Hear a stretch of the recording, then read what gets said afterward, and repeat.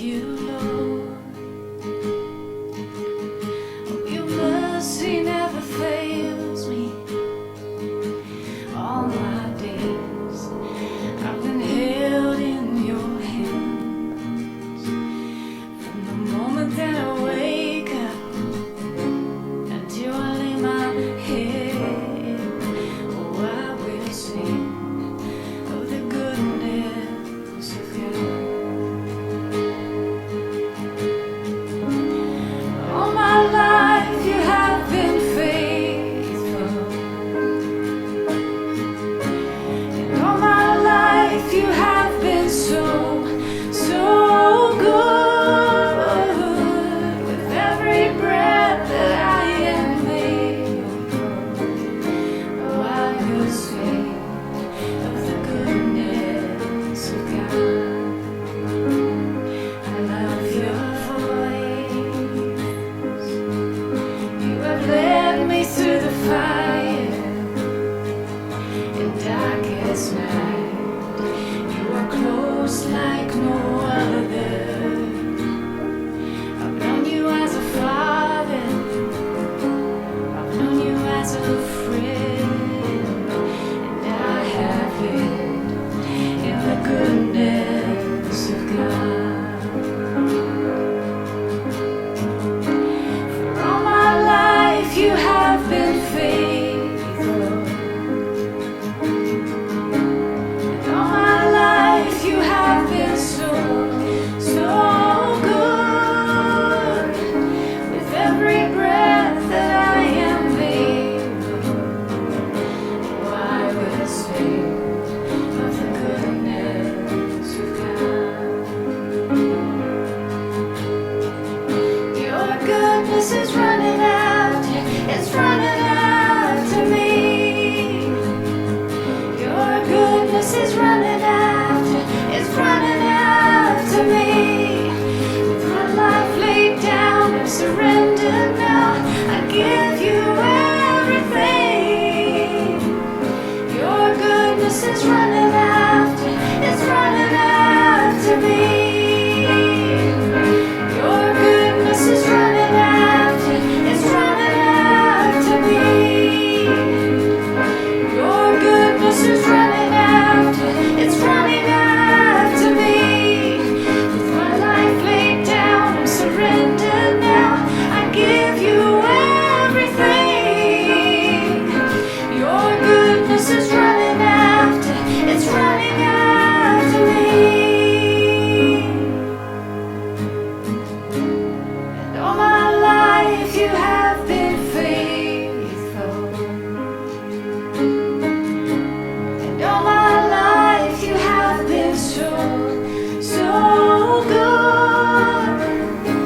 With every breath that I am able, oh, I will sing of the goodness of God. Oh, I will sing of the goodness of God. Oh, I will sing of the goodness of God.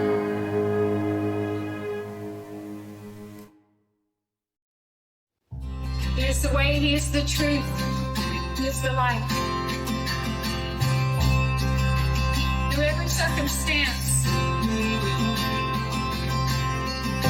through every battle, He is our fortress, He is our hiding place. Let's treat Him with all we have this morning.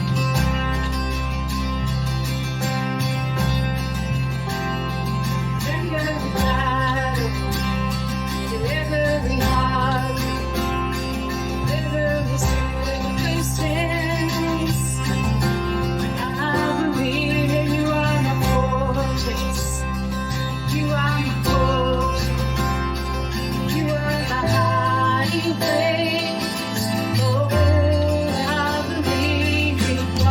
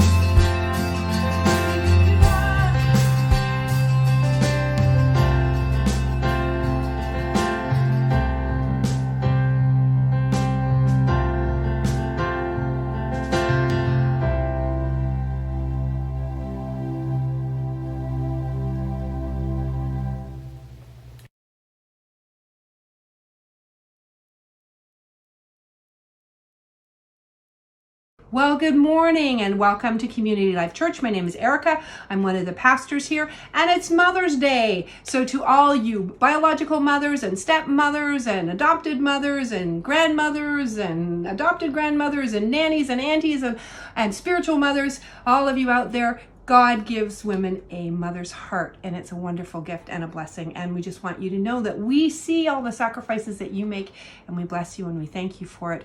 And God does too. So good morning and welcome on this Mother's Day 2022. When I was getting ready for this sermon, and when I get ready for most of the Mother's Day sermons that I do, my mind tends to wander and think about Mary. Maybe because it's so close after Easter. And I realized that, we really don't know very much about her. We don't really know what she looks like. There's no description of her in the Bible or what her life was like. So I decided to do some research. And interestingly enough, when we tend to think of Mary, we get this one image. It's a Renaissance image of Mary. It's one that we've become very familiar with, and it's what pops into most of our minds when we think of Mary. So we think of a young woman. She's got very soft features. She's normally in a flowing kind of a big billowy dress. She has a shawl over her shoulders. It's normally blue for some reason, or sort of a light blue. She's got very European sort of features, and she's wearing a scarf over her head. It's usually white as well. And that's what we tend to think of when we think of Mary. Now, this is an image that comes from the Renaissance, right? That's the period of time when they started making these images of Mary. And so they developed it during the Renaissance, and then during the Victorian period, they sort of refined it. So this is the image that pops into our mind when we think of Mary. She's not wearing any jewelry. She's very demure, and her features are quite European. They're quite Western looking. Well, interestingly enough, there's a completely different image when I looked it up, and this is actually what the mother of Jesus actually would have looked like. So what a young Galilean woman would have looked like. First of all, she wouldn't have had a scarf on her head. She would have had her hair wrapped in a head wrap that was probably brightly colored. She would have been wearing lots and lots of jewelry because it was a sign of the wealth of her family. It was an honor to her father for her to show that they had some wealth. So she would have had lots of gold jewelry on. She would have worn an outfit that was much closer to her body and not so billowy. If anybody's ever gotten ready for a Christmas pageant, you get out the sewing machine and the bed sheets and everybody's ready to go. She wouldn't have worn anything quite so billowy as that. It would have been difficult for the kind of work that she had to do. And not only that, they really loved bright colors. So she would have woven a lot of the fabrics herself. They would have been made out of linen or wool, and they would have been all kinds of bright colors. And she herself would have had darker features, probably olive skin and brown eyes and dark hair. So very, very different from what we tend to think of as the traditional Mary when we think of Mary. And I thought that was kind of cool. The other thing that I realized too when I was reading that was we know that Joseph was with the family when Jesus was 12 years old, but that's the last time we hear about Joseph, and we know he's not in the picture and that actually he's passed away during Jesus's time of ministry on earth, because Jesus tells John that John is now Mary's mother and Mary is John's son.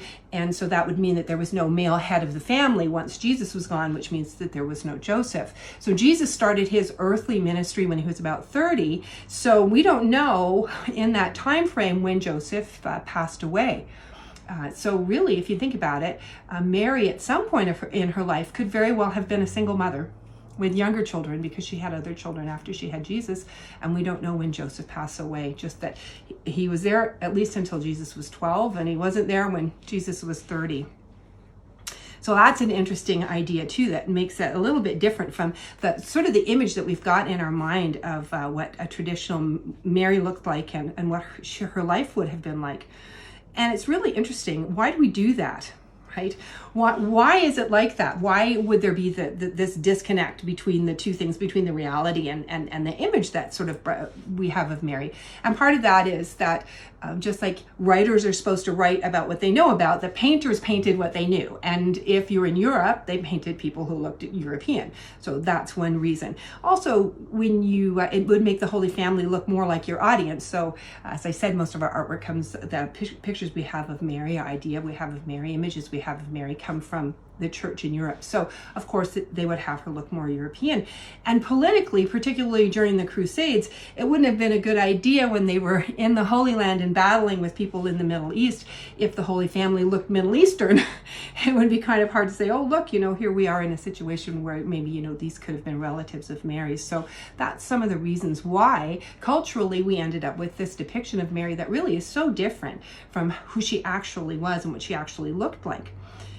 And why do we do that? Because we do that, don't we? Our culture starts to morph into our beliefs, and pretty soon it's impossible for us to tell the difference between what we've created as the truth, like that image of Mary, because it fits our purposes more, and what the truth really is. And so long as it feels like it's biblical truth, and it kind of fits like it's biblical truth, and it's been around for a long, long time, like those images of Mary have been, we just accept it as the truth and we move on.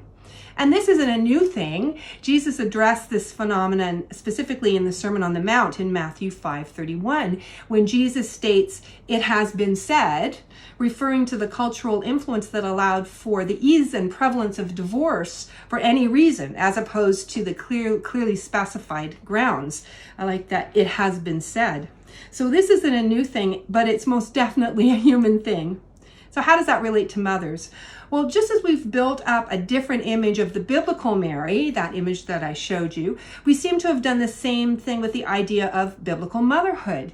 You see, I counsel so many mothers and fathers too who are in agony in their hearts and their minds and their spirits, because it has been said by many, many Christians that if our children are born differently abled or have some exceptionality, it's because of some sin on the parents' part, and they're instantly judged. It's a terrible position to be in. But Jesus himself addresses this very misunderstanding, this they say, in John 9:1-3.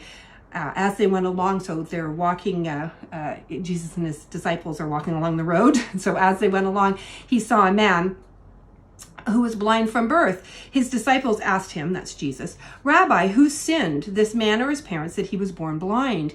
Neither this man nor his parents sinned," said Jesus, "but this happened so that the work of God might be displayed in him," neither his parents nor the person himself.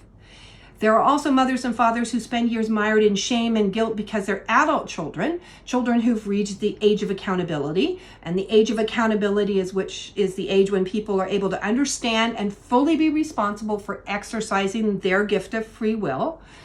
When their children who have reached the age of accountability have turned from the faith or are fully immersed in worldly culture, and then they, not the children, take on the responsibility of their choices, and the parents believe that they failed in their duty, and therefore there must be some hidden sin in their own lives, because if you do everything right, you somehow are guaranteed that your children will be perfect and on the path, and nothing will happen. And so parents are struggling and are in so much pain, they take on the responsibility of the decisions that their adult children are making. And oftentimes within the culture, our Christian culture, there's that attitude too that, oh, well, you must have done something wrong because look at the way that your children are turning out, your child has turned out.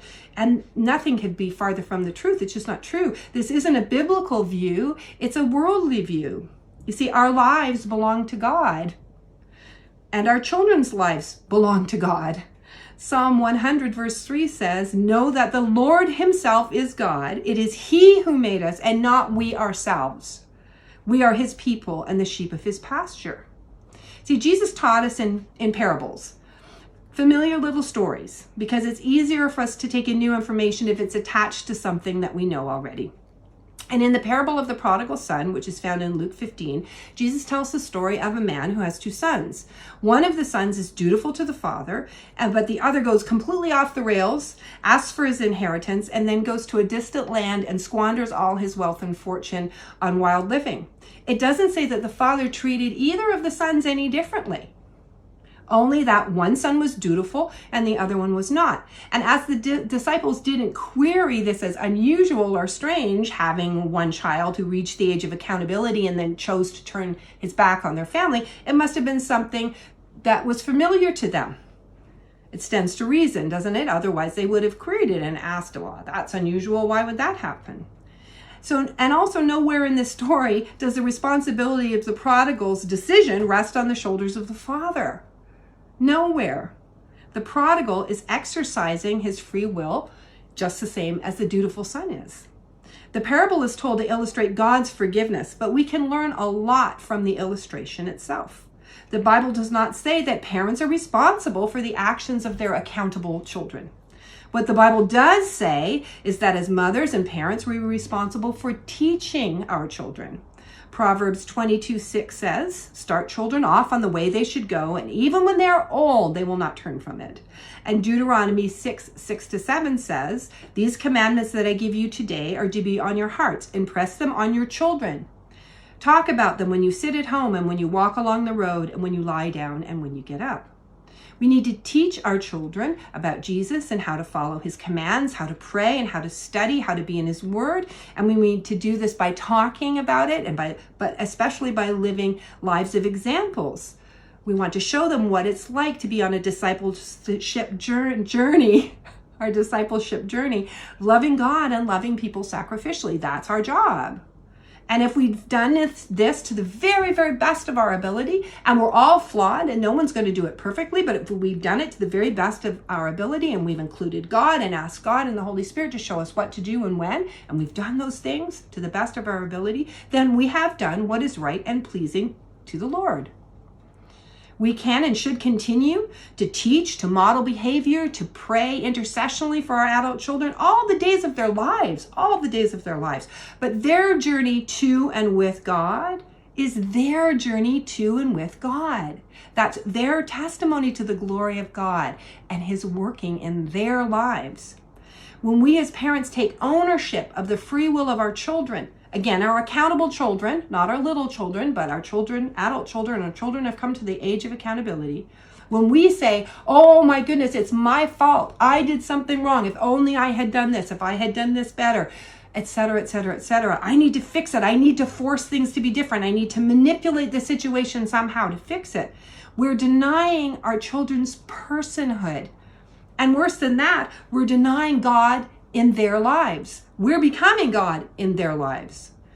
Just because at this particular moment our children might not be walking the path we would have chosen for them, or they're not experiencing the life at the moment that we've prayed for them, that we've wished for them, that we've dreamed for them, that we sang over them as babies, does not mean that they're unreachable by God, or that God is not working in and through their lives, even now.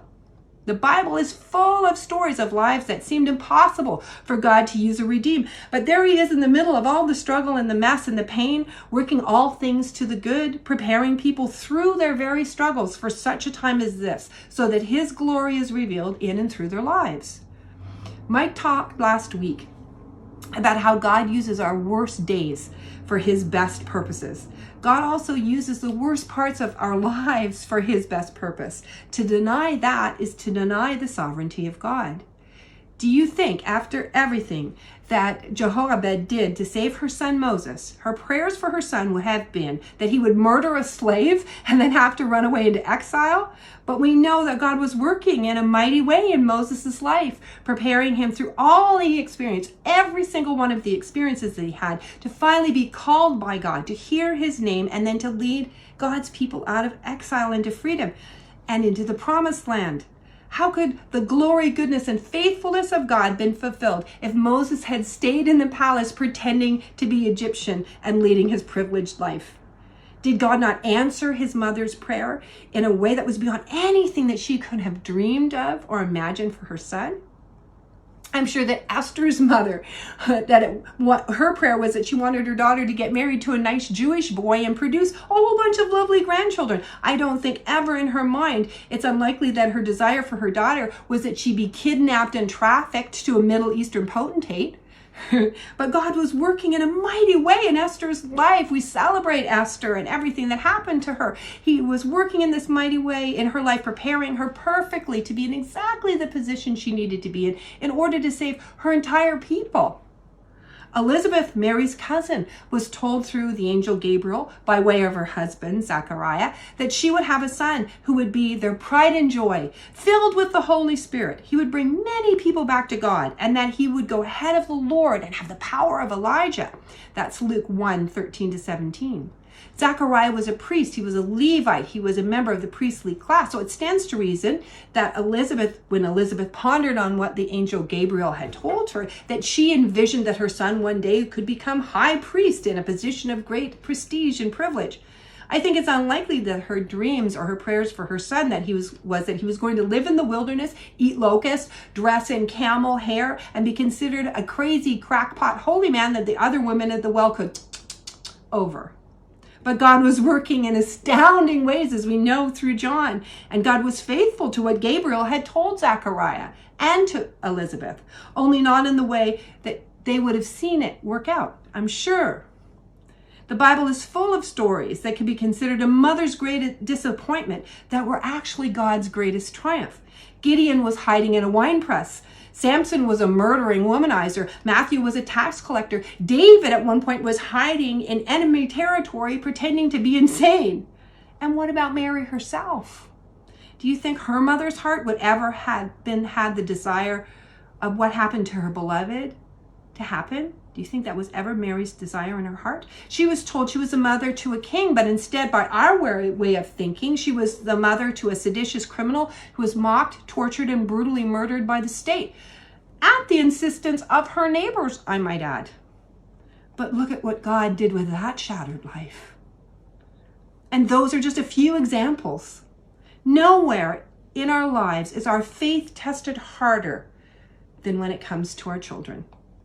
Because of that, there is also no greater opportunity to grow your faith than when it comes to your children. You see, there's no life that God cannot redeem. There's no person who is beyond salvation, no matter what or why or how or where they may be right now. I know this to be true because he saved a wretch like me. I can look back over my life and see the times that God had intervened and all the things that he had done to prepare me so that I would be able to do exactly what he needed me to do at exactly the right time. No life or life experience is ever wasted. God doesn't work that way. He is a God of creation, of abundance. Pain always has a purpose. We just can't see it sometimes. Sometimes we never see it, and sometimes we see it far after whatever it is has happened. But that's when faith comes in. As mothers, we have to cling to the understanding that if God could redeem us, then he can redeem our children. That though there may be suffering and they may suffer and struggle, that God is sovereign in their lives, just as he's sovereign in our lives, and that he is faithful.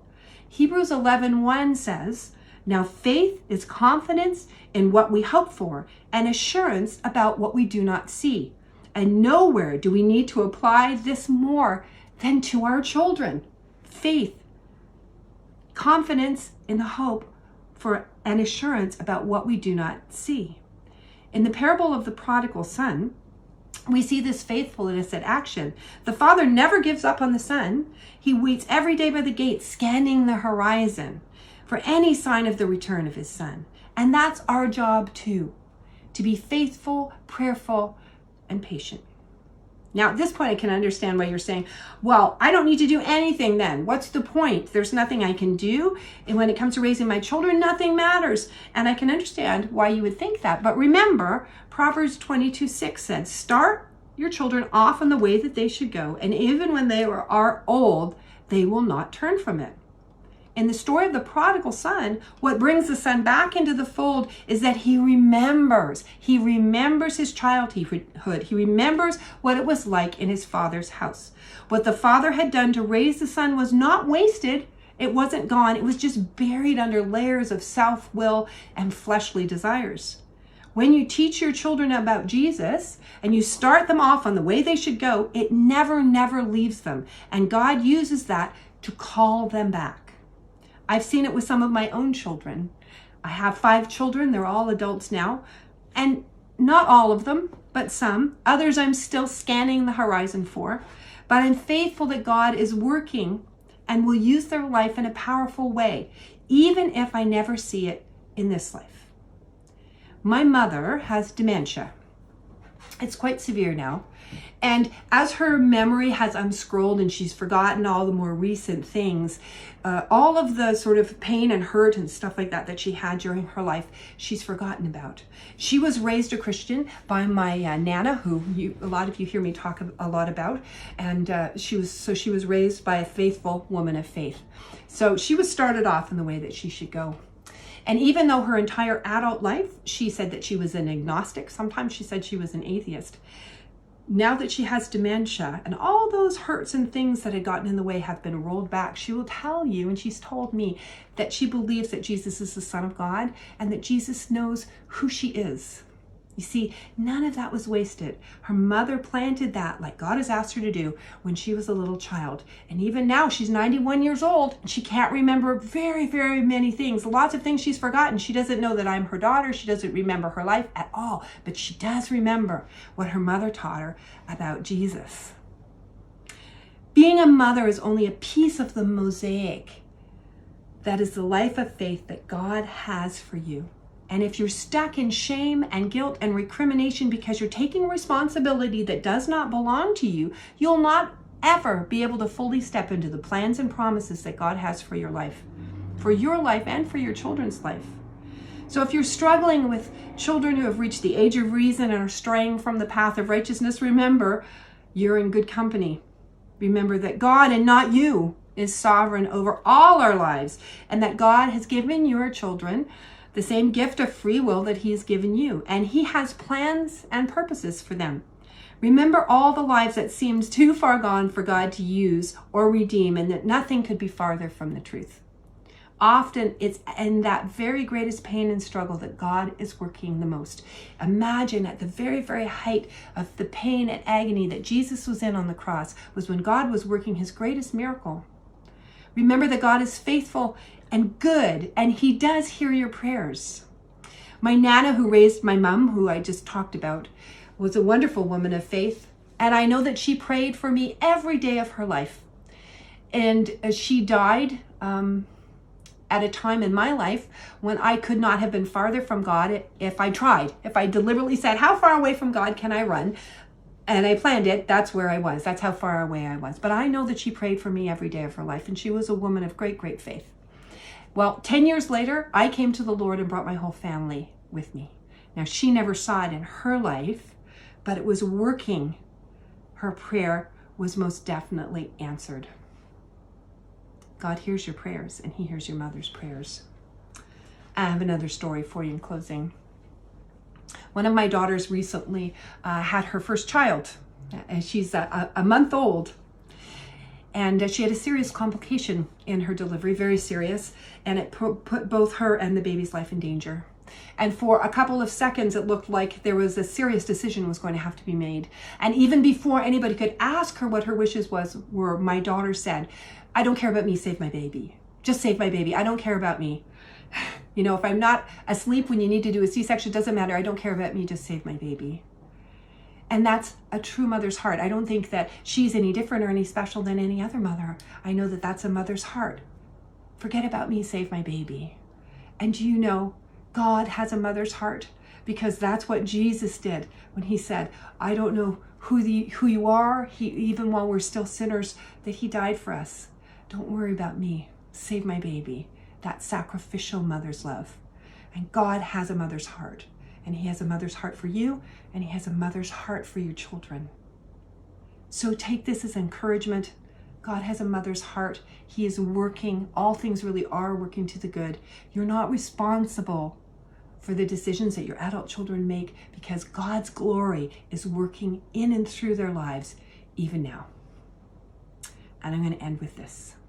Philippians 4:6. Do not be anxious about anything, but in every situation, by prayer and petition, with thanksgiving, present your requests to God. God hears you, because God has a mother's heart. I certainly hope you have a wonderful Mother's Day, and we'll see you next week. Bye now.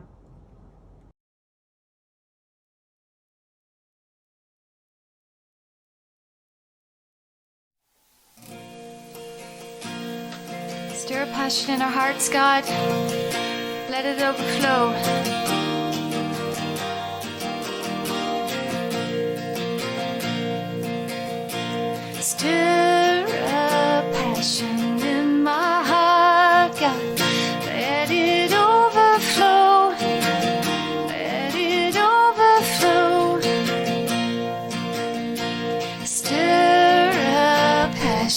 in my heart.